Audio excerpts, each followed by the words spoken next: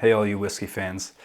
As a primarily whiskey drinker, I gotta say I'm really not into gin. However, in my research, not for the drinking of whiskey, but for the distilling of whiskey, I've picked up Alan Bishop's, and if you don't know him, very interesting guy, runs a distillery, has a YouTube channel, definitely go check him out. If you're interested in learning how to make whiskey yourself, he is a great person to get in contact with, and his videos are extremely helpful. I have learned so much from him that I wanted to pick up this book and see what other tricks and kind of recipes he has.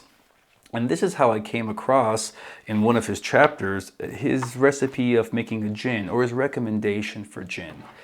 And for the first time, I kind of had a thought, well, maybe I want to make it, or try it at least. And let me get to it.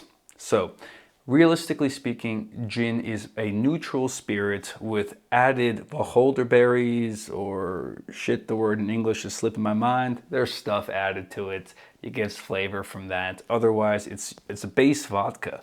So it's usually rye. It's rye just distilled so clean that there's no flavor to it.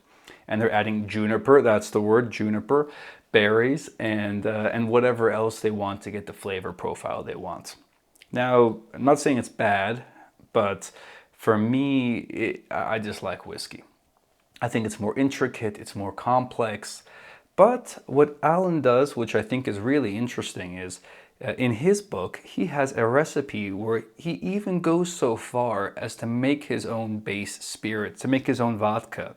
And of course, he doesn't distill it all the way through. He still wants a little bit of flavor in there, but he wants that grain to come through as well.